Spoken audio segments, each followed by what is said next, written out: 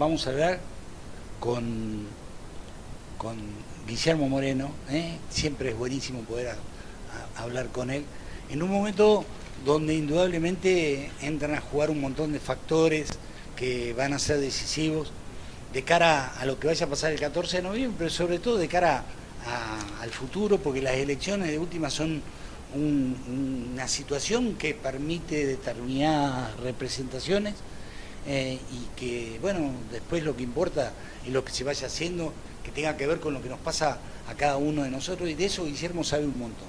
Guillermo, buen día, ¿cómo estás? ¿Qué tal? ¿Cómo estás, Alberto? Bueno. Gracias por el llamado. Bueno, no, por favor.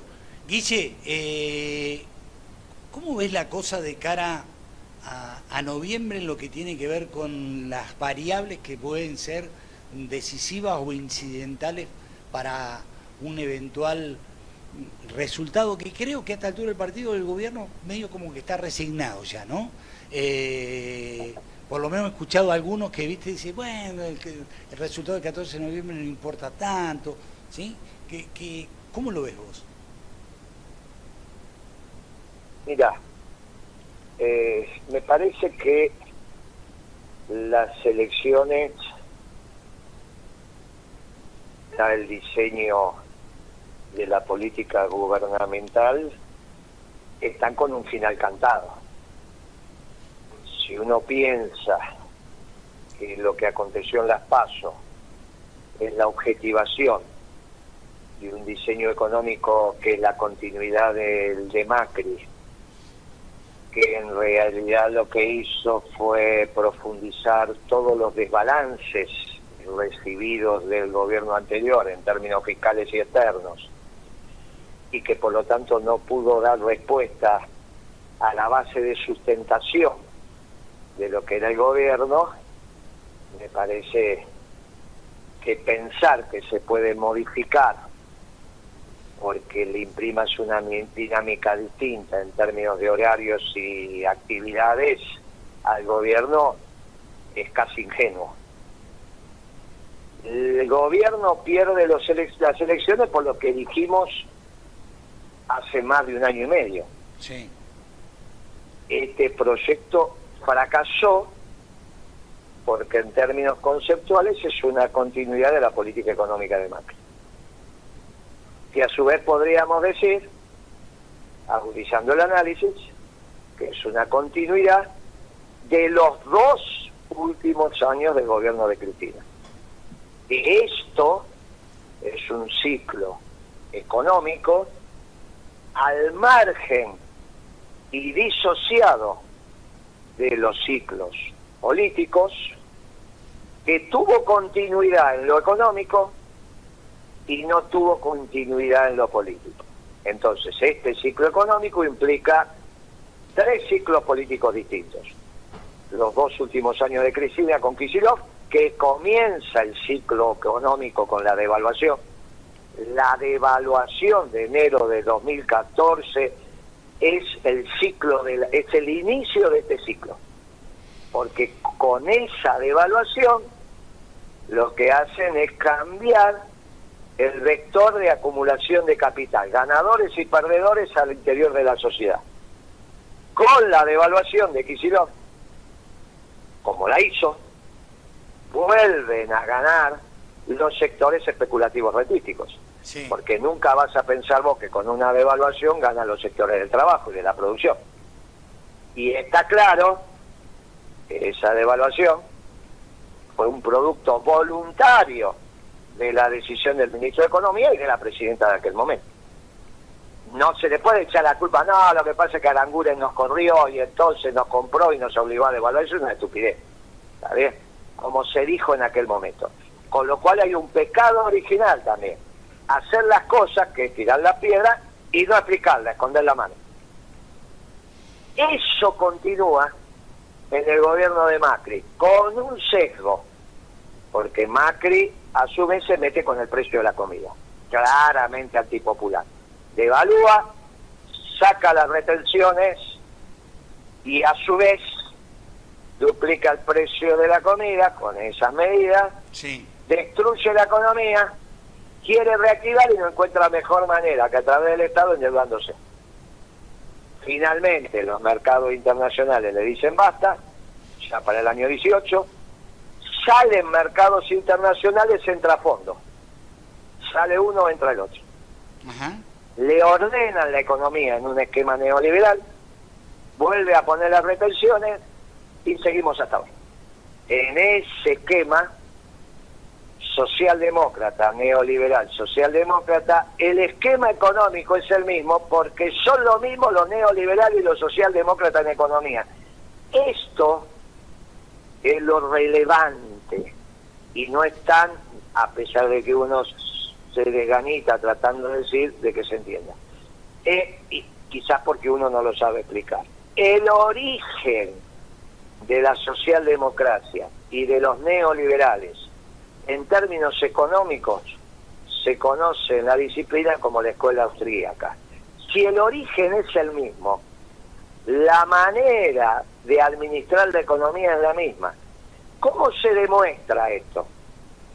En el consenso de Washington del año 1990, donde los liberales y los socialdemócratas le dieron la arquitectura económica a la nueva globalización surgida de la caída del muro de Berlín.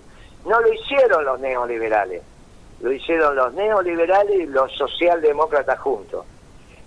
Claro, como la socialdemocracia también se expresa en otros vectores, como la cultura, etcétera, etcétera, ahí es donde ellos quieren poner la diferencia.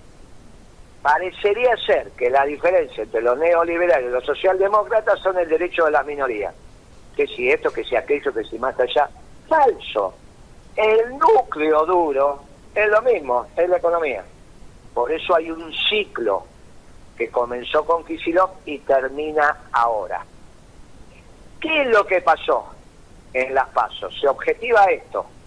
¿Podría haber cambiado el gobierno? Sí, pero resulta que dejó la misma economía. Piensa que lo relevante era el ministro de Educación, o que Solá sea reemplazado por Cafiero, o que a Cafiero lo reemplace Mansur con otra dinámica. Mirá, la economía sigue siendo la misma, por lo tanto el resultado va a ser el mismo.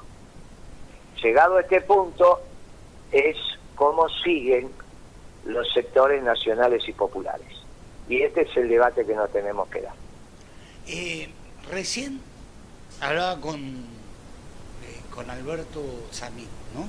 Y él planteaba el tema de la exclusión que se ha hecho de vastos sectores del peronismo de la posibilidad de participar, no solamente en las listas, sino de participar en la conformación del gobierno. El otro día el gobernador de la provincia, que hizo un anuncio respecto a algunas medidas económicas que había que tomar post pandemia, y bueno, ya las tomó, dijo que él había ido a La Rioja, ¿te acordás? Cuando se generó el lío, ¿sí? Con la expectativa de que, bueno, pudiera participar, que lo consultaran. Bueno, yo creo que Alberto tiene vasta experiencia como para contar cómo se pueden hacer algunas cosas, ¿no? Y, bueno, nada de eso pasó. Entonces, dice que le dijo a Alberto Fernández que en realidad se quedaba, nada más, que se había quedado, porque él había llegado el día viernes, y que se había quedado al almuerzo del sábado, que fue cuando llegó el presidente, nada más que porque él sentía que había sido manchada la investidura presidencial por la renuncia anticipada, por el audio de Vallejo, por la carta de Cristina y demás, pero que por eso solo se había quedado, ¿sí?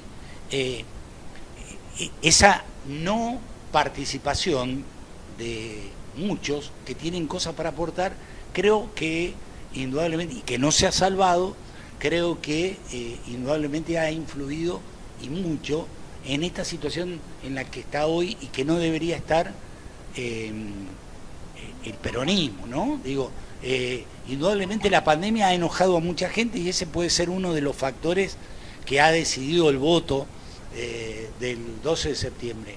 Pero también hay otro que tiene que ver con un montón de cosas que se podrían haber hecho y que no se hicieron, que vos la venís diciendo desde hace 2 años. Yo recuerdo que apenas fue electo Alberto, vos me dijiste, vamos a esperar hasta marzo, me acuerdo como si fuera hoy, y durante 3 o 4 meses hablamos, pero siempre nos pusimos plazo hasta marzo, para que se presentara un plan, ¿te acordás? ¿Sí? Que vos lo decías. Sí, claro. Bueno, el plan no se presentó, después vino la pandemia, chau, se terminó todo, ¿sí? ¿Qué opinas respecto a eso? A todo lo que te acabo de contar. Fue muy largo lo que te dije, pero muy complementarios los dos conceptos. Mirá, y es la interfaz entre la forma y el fondo. La forma también tiene mucho que ver, porque si Cristina no hubiese utilizado esa forma que nadie le exigió para elegir el candidato y se hubiese abierto un proceso de reflexión interna, ya hubiésemos sabido antes que Alberto no era apto. Lo que todo el mundo está diciendo ahora, y por eso esconden al presidente, no su investidura es su investidura, pero acá no estamos hablando de eso. Su investidura la respetamos, pero no porque vas a mancillar su investidura diciendo que no es apto. No es apto. Si hubiese sabido en la contienda electoral que tendría que haber tenido el peronismo si no llegaba al consenso de elegir una fórmula única. Eran los dos caminos que tenía, el consenso o la discusión en las PASO. Sí. Ninguna de las dos se dio porque Cristina, con una decisión inconsulta, las obturó. Innecesariamente nadie la obligó a tomar esa decisión en soledad. Ni era correcta tomarla con el peronismo en ebullición. Entonces, las formas también influyen. Sí, claro, claro. Entonces, con eso continúa, que es lo que se queja Samir y demás, de la no participación. Ahora, yo digo, la socialdemocracia no puede dar participación, porque se demuestra, se le ve inmediatamente el ovillo. Inmediatamente vos te hubiese dado cuenta que no son peronistas. Alberto no es peronista.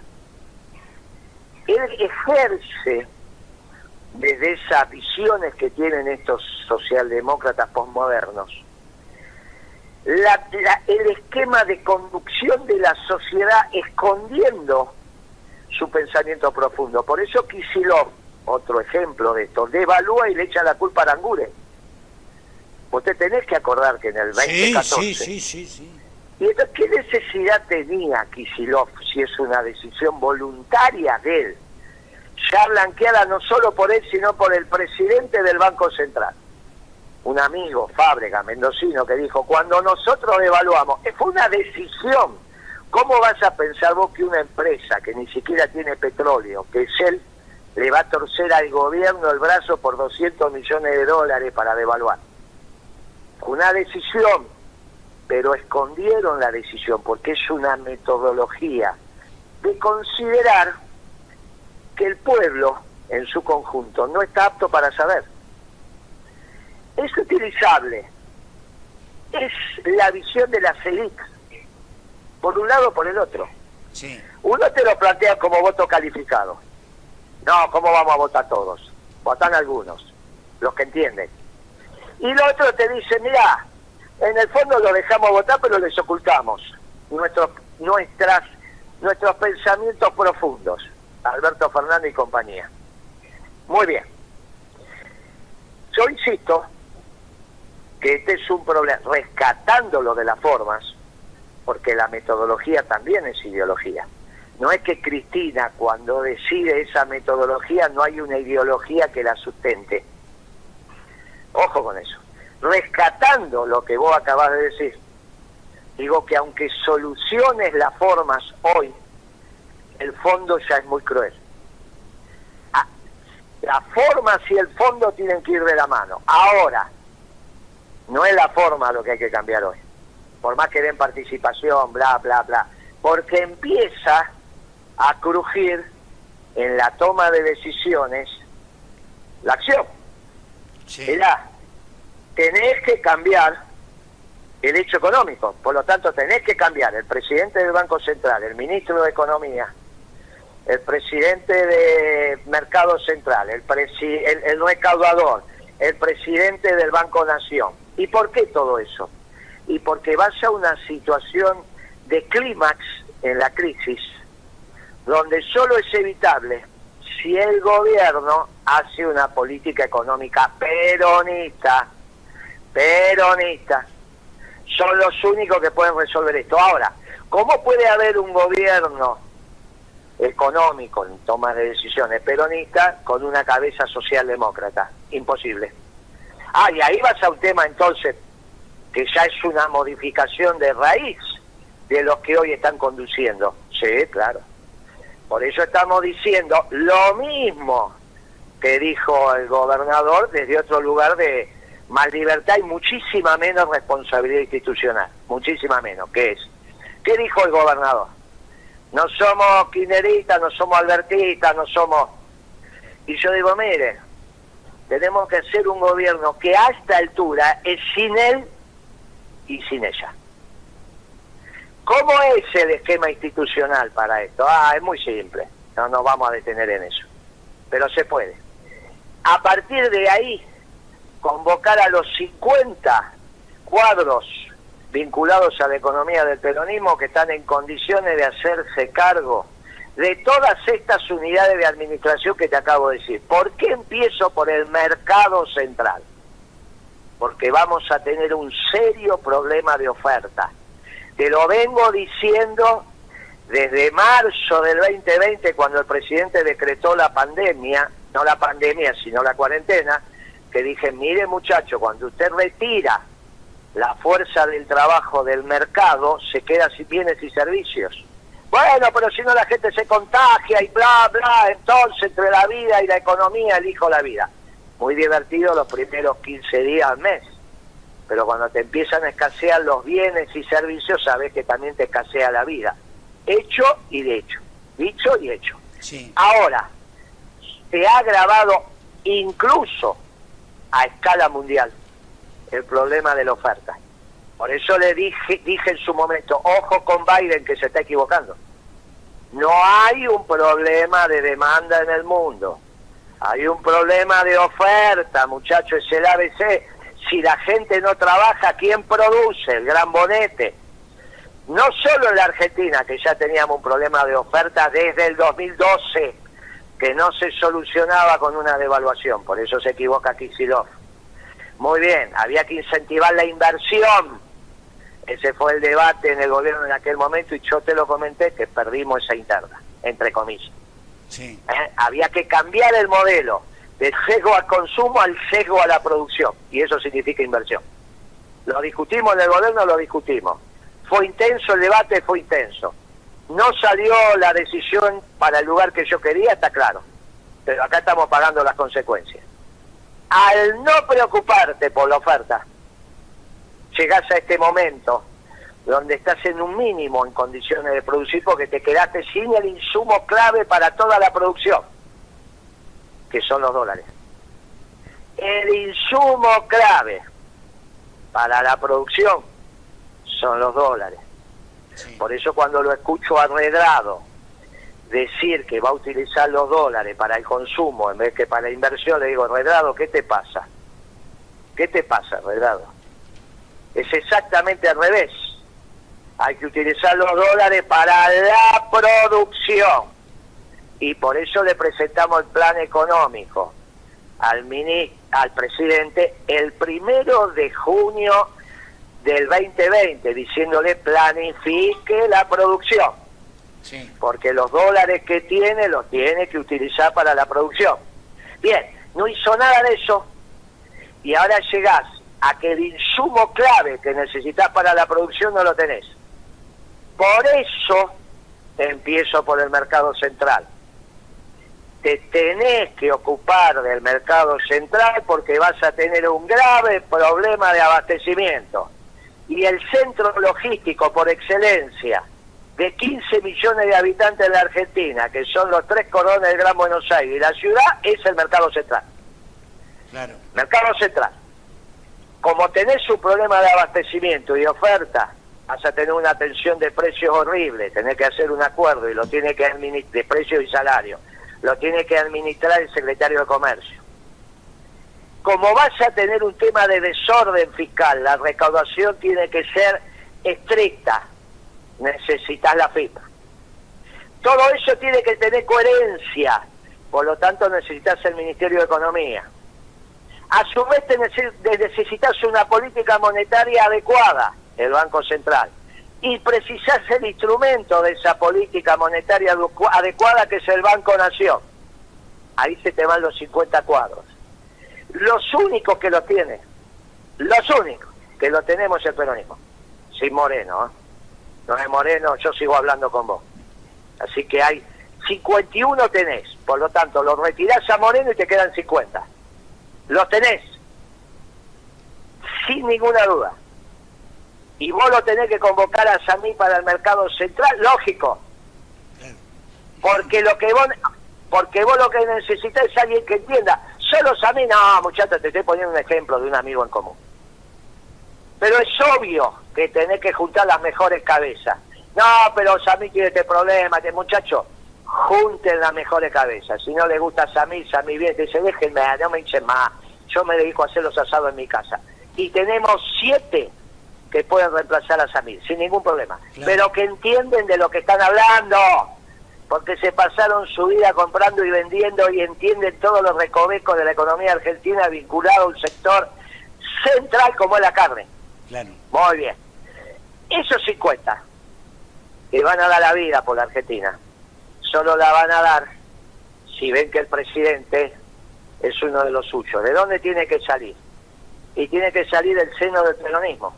Por eso el peronismo tiene que entrar nuevamente a hacerse cargo de la Argentina. Después se resuelve lo institucional. Ahora esto, lo digo yo, lo dice el gobernador, y tienen que empezar a decirlo el resto, porque si no va a ser muy tarde. ¿Muy tarde qué significa? Sí. Que van a gobernar los amarillos, o van a gobernar los rojos y blancos, pactando con Alberto Fernández, que ya lo hicieron, que le van a dar a Alberto Fernández el rol de hacer el trabajo sucio. Cuando la realidad se imponga, la situación va a ser extremadamente cruel para el pueblo. Eso es lo que el peronismo tiene que reflexionar, y no hay mucho tiempo. ¿Tenés posibilidad de reversión? Sí. Probabilidades de ocurrencia de esto que acabo de describir, muy pocas. Primero, porque ni el presidente ni la vicepresidenta tienen un diagnóstico claro de lo que está aconteciendo. Si Cristina decía, yo sabía hace un mes que iba a poner las elecciones, bueno, avisale a Kicillof para que no festeje ese día. Y a tu hijo. Claro. Algo no anda acá, algo no anda. En realidad, lo que no anda es el diagnóstico que tienen de lo que está aconteciendo. Por lo tanto, hay que modificar eso. Y ellos saben lo que tienen que hacer. Si tienen la grandeza de hacer lo que tienen que hacer, el peronismo va a encontrar en su seno la transitoriedad de esto para que la realidad se imponga sin que sea cruel al pueblo. Y si no, no voy a generar debates como este que estamos teniendo con vos sin decir profundamente lo que pienso. No hablo con vos para amarretear las palabras. Está claro. Yo siempre que hablé con vos fue para hablar lo que pienso en profundidad, porque no peco de omisión. Por supuesto. Entonces te digo, mire, no hay mucho tiempo. Mansur se puede levantar a las 4 de la mañana, no cambia nada. Que le diga al ministro de Economía, dale a la billetera, más tontería, porque no es un problema de demanda. No entienden. Vos con la billetera pensás que tenés un problema de demanda, y es de oferta. Es de oferta. Quieren hacer un programa de mi pieza, que es que mucha gente amplíe su casa y no se dan cuenta que no hay ladrillo, que no está el cemento, la cal, ni las herramientas para hacer la mezcla. Es un problema de oferta, te lo estoy diciendo simplificadamente, ¿no? Por ahí ladrillos hay, para que se entienda el ejemplo, esto es lo que te estoy diciendo. ¿Está bien? Bien. No es un problema de demanda. es un problema de oferta, pero no entiende. No, porque esto lo venís diciendo desde hace un montón de tiempo, sí, sin duda. Sí, claro. Bueno. Así que se nos va acabando el tiempo y yo no pretendo que semana a semana que hablemos no digamos lo que está ocurriendo y lo que va a ocurrir, porque la política es explicar lo que va a pasar. Para explicar lo que está pasando están ustedes, extraordinarios periodistas, y para explicar lo que pasó, los historiadores. Los que hacen política para explicar lo que va a pasar. Por eso tu gobernador fue a La Rioja a decir, mire que va a pasar todo esto. Déjenme explicarlo. Déjenme decir lo que yo pienso. No, ni siquiera te dejo. Ah, bueno. ¿Qué crees que haga? No es que no coincidís con lo que yo digo, ni siquiera me dejás decirlo. Te crees el dueño de la verdad. Y los posmodernos se creen los dueños de la verdad. Por eso hay una ministra que cuando el actual jefe de gabinete dijo, no, yo no estoy de acuerdo con el aborto, defiendo la vida, le hizo un juicio, no sé cuántas cosas más, y ahora dice, lo volvería a hacer. Imagínate cómo va a ser una elección donde vos escondés al presidente. ¿Alguna vez te pasó que vos escondés al presidente? Sí. Después desde la Rúa, cuando perdió la interna de los radicales el 30 de octubre del 2001. Ahí escondieron al presidente. Bueno, ¿cómo vas a esconder al presidente en una elección? Es obvio que si escondés al Poder Ejecutivo es invotable. Claro. Solo te van a votar lo que entienden de lo que entienden. ¿Y cuántos son esos? Entonces al final de esa elección, el 14 de noviembre, a esta altura está escrito. Salvo que tomemos el toro por las astas y volvamos al peronismo en acción. Sin él y sin ella. Sin él y sin ella, ¿dijiste? Sí, sin él y sin ella. Bueno. Guille, te mando un abrazo, te agradezco un montón. Sí, claro, ya estamos. Te mando un abrazo enorme, gracias como siempre, muy generoso, te sigo habitualmente y le mandas un fuerte abrazo al hombre. Bueno. Y que se cuide y que todo el mundo lo precise. Chau amigos, hasta luego. Chau, un abrazo.